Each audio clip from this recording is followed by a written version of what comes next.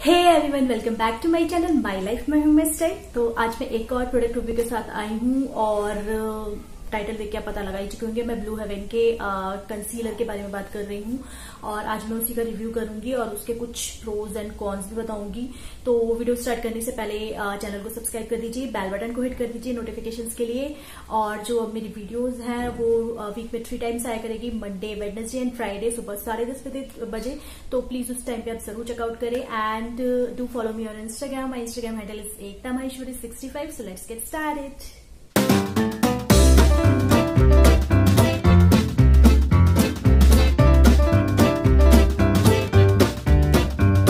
तो ये है ब्लू हेवन का कंसीलर। कुछ इस तरह की ये पैकेजिंग में आता है, ट्यूब पैकेजिंग है और इसका जो एप्लीकेटर है वो कुछ जैसे सारे ही कंसीलर होते हैं उस तरह का इसका एप्लीकेटर है। तो पैकेजिंग वाइज और एप्लीकेशन वाइज तो ये बहुत अच्छा है, एप्लीकेटर वगैरह बहुत अच्छा है इसका और बहुत अफोर्डेबल भी है। और आज से 7-8 मंथ्स बैक ये लॉन्च हुआ था, जनवरी या फैब में ये लॉन्च हुआ था। उस टाइम पे मैंने फैब के टाइम पे ही मैंने इसे मंगाया था और मैंने अपने ब्लू हेवन हॉल में भी दिखाया था। जब मैंने ब्लू हेवन के प्रोडक्ट्स मंगाए थे उस टाइम पे मैंने इसे मंगाया था। तो उस टाइम पे इसका इंट्रोडक्टरी प्राइस 150 था और अभी भी शायद 150 ही है इसका इंट्रोडक्टरी प्राइस। तो उस टाइम पे मुझे 15% और डिस्काउंट मिल गया था, तो मुझे ये 132 के अराउंड मिल गया था। तो ये है ब्लू हेवन का कंसीलर और इसमें अभी 4 शेड ही लॉन्च हुए हैं। जो शेड्स के नंबर हैं कुछ अजीब तरीके के हैं, मीन्स 1 2 3 4 ऐसे नहीं है, 1 2 5 एंड 9 इस तरह से इनके नंबर लॉन्च है, शेड नंबर लॉन्च किए गए हैं। हो सकता है कि बीच में मतलब आगे और आने वाले हों इसके नंबर और शेड आने वाले हों, इसलिए इस तरह से इसके शेड नंबर लॉन्च किए गए हैं। तो 4 शेड में अवेलेबल है, जिसमें से कोई भी जो शेड है वो डार्कर स्किन टोन के लिए अभी नहीं आया है कंसीलर ये। तो सारे ही अपने जो मीडियम टोन तक के लिए ही अभी ये कंसीलर आया है, मींस फेयर टोन के लिए और मीडियम टोन के लिए ही आया है, डार्कर स्किन टोन के लिए नहीं आया है अभी ये कंसीलर। तो 4 शेड ही अभी इसमें अवेलेबल है। तो बहुत ज्यादा परेशानी होती है लोगों को अपना शेड पहचाने में, क्योंकि 4 शेड और मतलब हमारे इंडिया में इतने सारे शेड, इतने सारे अंडरटोन है ना, इतने सारे स्किन टोन है कि 4 शेड बहुत ज्यादा कम है, बहुत ही मिनिमम अमाउंट है शेड का।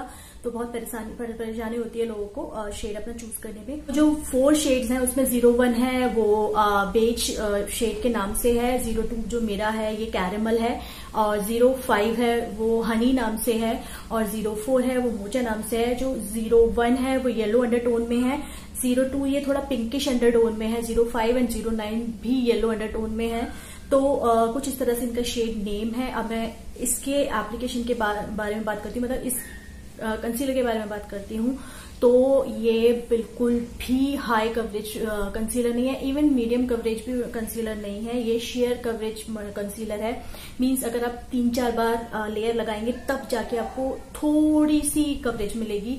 तो इसका इससे बड़ा ड्रॉबैक ये है। और अगर आप ब्यूटी ब्लेंडर से ब्लेंड करेंगे ना तो पता ही नहीं लगेगा कि आपने कंसीलर लगाया, क्योंकि ब्यूटी ब्लेंडर इसका प्रोडक्ट को सारा का सारा एब्जॉर्ब कर लेता है। तो मतलब पता ही नहीं लगता कि आपने कंसीलर लगाया है। तो अगर आप ब्रश से करेंगे तो भी आपको शेयर टू मीडियम कवरेज मिलेगी, मीडियम कवरेज भी नहीं मिलेगी, शेयर टू मीडियम कवरेज मिलेगी। तो थोड़ा सा ये ड्रॉबैक है। और ऑक्सीडाइज बहुत ज्यादा होता है, कम से कम 50% ऑक्सीडाइज होता है। 15-20 मिनट्स में ही आपको इसका एक्चुअल जो कलर होगा वो निकल के आ जाएगा, बिल्कुल ग्रेइश जैसा हो जाता है कंसीलर। और अगर आपका मीडियम टोन है तो प्लीज आप 2 शेड लाइटर लीजिए, 2 या 3 शेड लाइटर लीजिए अपने कंसीलर का इस ब्लू हेवन के इसमें। और अगर आपका लाइट मतलब फेयर स्किन टोन है तो आपको बहुत ज्यादा लाइटर लेना पड़ेगा, जो इसमें मुझे लगता है अवेलेबल नहीं है इस वाले ब्लू हेवन के कंसीलर में। तो ये बहुत बड़ा ड्रॉबैक है। तो मैं आपको इसका स्वच्छ दिखा देती हूँ। और बाय द वे प्रोडक्ट का जो क्वांटिटी है बहुत सही है, 16 ml का आपको प्रोडक्ट मिल जाता है और 150 में मिलता है। तो अफोर्डेबल के हिसाब से अच्छा है, आप ट्राई करके देख सकते हैं। तो ये है इसका स्वच्छ जो मेरा है कलर। तो मैंने अभी आपके सामने से स्वच्छ किया है। मैं फिर इसके बाद आपको 10 मिनट्स बाद इसका रिजल्ट दिखाऊंगी कि किस तरह से ऑक्सीडाइज होता है। और पाउडरी टेक्सचर है, मैंने ऐसे ही स्वच्छ करके अपने हैंड में देखा और उसके बाद मैंने जस्ट थोड़ी देर बाद इसको रिमूव किया ना तो बिल्कुल इस तरह से जैसे पाउडर रिमूव होता है ना उस तरह से रिमूव हो गया, बिल्कुल टिंट भी नहीं छोड़ा इसने अपना कंसीलर का। जैसे थोड़ा बहुत टिंट छोड़ देते हैं, थोड़ा बहुत अपना कलर छोड़ देते हैं, उस तरह का भी नहीं छोड़ा, बिल्कुल ऐसे रिमूव हो गया, बिल्कुल प्लेन हो गया मेरा हैंड। मुझे पता ही नहीं लग रहा था कि मैंने कहाँ कंसीलर लगाया है। तो अगर आप ब्लेंड अच्छे से कर रहे हैं, अपने फिंगर की हेल्प से ब्लेंड कर रहे हैं, अगर अपने ब्रश की हेल्प से ब्लेंड कर रहे हैं तो मे बी हो जाए, लेकिन आपकी जो फाइन लाइंस वगैरह है ना, आपके रिंकल्स वगैरह, उसमें ये भर जाता है। और जैसे आप कंसीलर लगाएंगे ना अपने आई के नीचे थोड़ा सा जब अप्लाई करते हैं, उसके बाद अगर आपने 2 मिनट भी इसे छोड़ दिया ना तो ये ड्राई हो जाता है और फिर अच्छे से ब्लेंड नहीं होता और आपकी जो फाइन लाइंस वगैरह है उसमें भर जाता है। तो मीन्स अलग से दिखता है कि आपने कंसीलर लगाया है। आज मैंने इस वाले मेकअप लुक में इसको लगा के ट्राई किया। मैंने 2-3 लेयर लगाई, उसके बाद भी मुझे अपने फाउंडेशन से ही इसे कवर करना पड़ा। कंसीलर ने कुछ भी काम नहीं किया, तो मैंने फाउंडेशन के साथ ही इसे कवर किया। तो ड्रॉबैक तो बहुत सारा है इसमें। तो अगर अफोर्डेबल में देखना चाहते हैं और लोग बहुत मतलब स्टार्टिंग में क्या होता है कि बिगनर्स कवरेज वगैरह के बारे में नहीं जानते कि शेयर कवरेज क्या होती है, मीडियम कवरेज क्या होती है, हाई कवरेज क्या होती है, तो उनको नहीं पता तो वो इसे यूज करके देख सकते हैं, वो ट्राई करके देख सकते हैं, क्योंकि 150 में कंसीलर बहुत कम मिलते हैं। और अगर आपको लेना ही है ना कंसीलर तो थोड़े से पैसे और डाल के मीन्स 200 की रेंज में स्विस ब्यूटी का कंसीलर आता है। उसका मैंने रिव्यू किया हुआ है अपने चैनल पे और मुझे बहुत ज्यादा पसंद है वो कंसीलर, तो उसे ट्राई करके देखिए, वो बेस्ट कंसीलर है। और उसमें शेड रेंज भी अभी 6 शेड है, तो शेड भी आराम से मिल जाता है। वो भी डार्कर स्किन टोन के लिए नहीं है, लाइटर स्किन टोन के लिए ही है, मीडियम स्किन टोन के लिए ही है। तो ट्राई करके देख सकते हैं आप। तो जब तक इसे थोड़ा टाइम लगेगा ड्राई होने में, और तो तब तक मैं आपको इसका एप्लीकेशन दिखा देती हूँ और इसका डेमो दिखा देती हूँ कि किस तरह से मैंने स्ट्रगल किया इसे अप्लाई करने के लिए, और उसके बाद भी इसकी कवरेज निकल के नहीं आई, और उसके बाद मैंने फाउंडेशन से इसे कवर अप किया। तो चलिए देख लेते हैं उसको। तो कंसीलर लगा रही हूँ मैं अपने अंडर आई एरिया पे, आईलिड पे, नोज़ के ब्रिज पे, माउथ के आसपास, जहाँ पे भी हाईलाइटिंग की कंसीलिंग की ज़रूरत पड़ती है मैं वहाँ पे सब जगह कंसीलर लगा रही थी एज़ यूजुअल जैसे लगाते हैं। और उसके बाद मैंने ब्यूटी ब्लेंडर से इसे ब्लेंड करना शुरू ही किया, और जैसे ही ब्यूटी ब्लेंडर से स्टार्ट किया मैंने ब्लेंड करना, और ये प्रोडक्ट सारा का सारा ब्यूटी ब्लेंडर ने एब्जॉर्व कर लिया। बहुत थोड़ा सा 5 से 10% ही मेरे अंडर आई एरिया पे रहा और आईलिड पे रहा, बाकी सारा का सारा ब्यूटी ब्लेंडर ने एब्जॉर्व कर लिया। तो मैंने सोचा शायद ब्यूटी ब्लेंडर बहुत ज़्यादा मेरा वेट है, इसलिए इसने सोक कर लिया है। तो उसके बाद मैंने इसे ब्रश से ट्राई किया, दोबारा से लगाकर अपने अंडर आई एरिया पे फिर से, और ब्रश से ब्लेंड किया। तो थोड़ा सा इसने मुझे शेयर कवरेज दे दी थी। इतना मेरा जो कैमरा है, क्योंकि मैं मोबाइल से शूट कर रही हूँ, तो इतना पिक नहीं कर रहा था कि कितना इसमें फ़र्क आया है, और मोबाइल कैमरा से वही ब्राइटनेस दिख रही थी फेस पे, तो इसलिए पता नहीं लग पा रहा था, लेकिन बहुत ज़्यादा शेयर कवरेज दी थी इसने। फिर उसके बाद मैंने इसे फिंगर्स की हेल्प से डैब आउट करना शुरू किया, टैप टैप करके। तो मैंने सोचा कि शायद थोड़ा सा कवरेज आ जाएगी, तो हल्की सी मुझे कवरेज मिल गई थी। मीन्स आप ब्रश से और फिंगर की हेल्प से अगर इसे डैब आउट करेंगे, ब्लेंड आउट करेंगे, तो थोड़ा सा आपको शेयर टू मीडियम कवरेज मिल जाएगी।